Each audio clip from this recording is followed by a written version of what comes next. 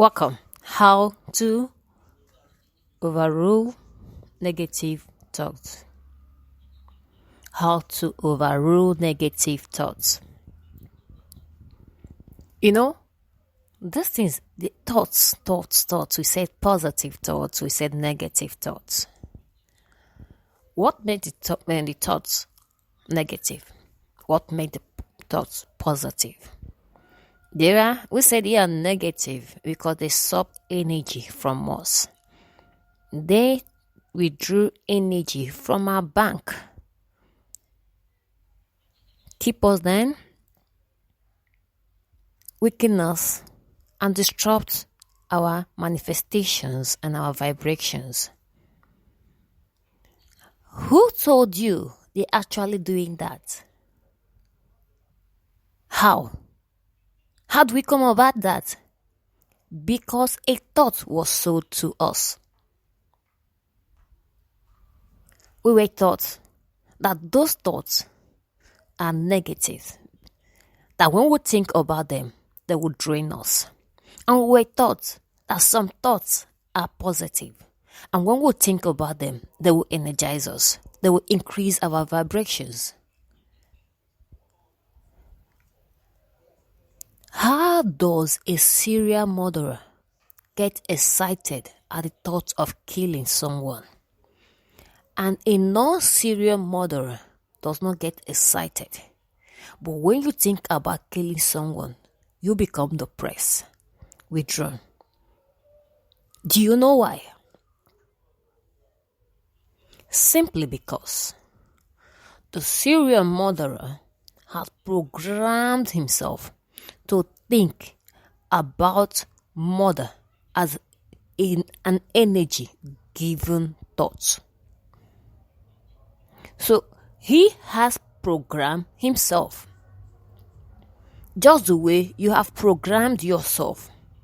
The rapist programmed himself that at the cries of the victim stimulates him.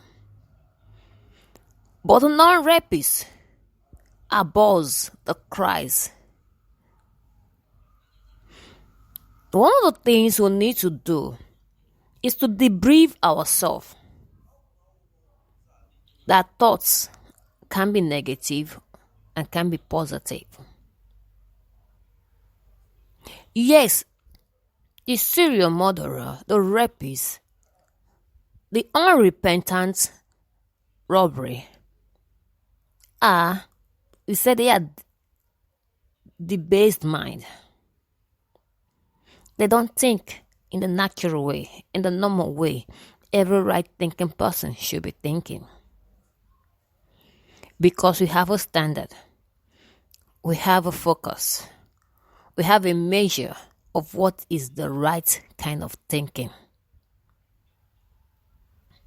So all I want you to do, the first thing to do in order to overrule negative thoughts is to debase your mind, that every thought that comes into your mind is neither negative or positive, but they'll become negative or positive based on how you input them. So we are people that put energy into the thoughts, not the thought putting energy into us or taking energy into us. So it means that you have to give meaning to a thought. Like we said, that the base mind think what we call negativity is the right kind of thoughts for themselves. And they think what we call the right kind of mindset is negativity for them. But me and you, what we are doing today is know that you are the one giving every thought that comes into your mind the kind energy you want them to have. So next time you start thinking about failure, you can decide to give failure a negative energy by wallowing in self-pity. It takes away from you. You can also decide to give failure a positive energy by leveraging on the experience and the lesson learned from that failure and using it to catapult yourself into the next level. All this depends on you. You alone can give your thoughts a meaning. The second thing, after debriefing your mind, telling yourself that you are responsible for the meaning each thought passed through your mind, through your subconscious, through your conscious mind, you are responsible for their meaning and their effect in your life and in society. The second thing you need to do is change your belief system.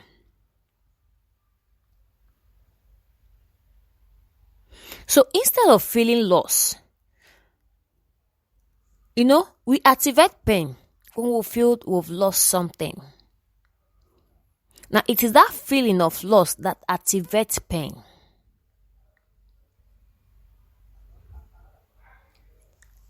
It's that feeling that activates pain. So instead of feeling lost, look at that process. Something happens to you. Look at it and do what? And becomes free. I was watching a video of an accident scene. This lady has her leg trapped in the spoke of a motorcyclist. I don't know how her leg was able to get there. But in all the while they were trying to free the leg. First responder was trying to free the leg from her. She wasn't screaming. She wasn't feeling any pain. She was calm, calculated, and cooperated with first respondent as they filed the exhaust of the motorcycle to free her leg. But immediately her leg was freed and the fraction, the detangled foot was seen and people screamed. That was when she started screaming.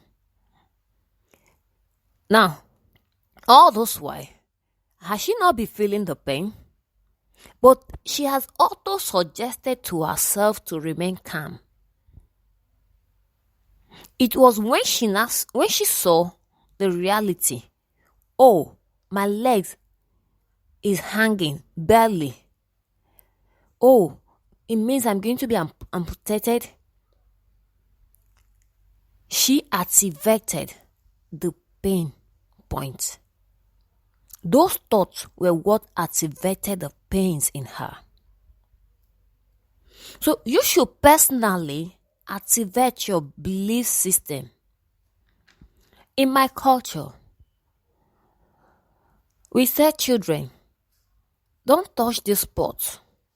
It is hot. It will burn you. Even before the child touches the pot, we've all told the child that stuff you're touching is painful. So what happened? At times, if the child is persistent to touch the hot pot, the mother takes the hand of the child, carefully touch the pot, and now tell the child, oh, can't you see it's painful? The child now associates the hot pot with the pain. That is conditioning the belief system of the child. But when you have the yogis that could walk on enough, you wonder how were they able to walk on top of nails without feeling pains. Because their resellers were trained. They recalibrated their belief system. They increased their threshold of pain. So what becomes painful, energy draining for the normal man becomes nothing before them. So, to overrule negative thoughts, you have to take the third step. Be like a child.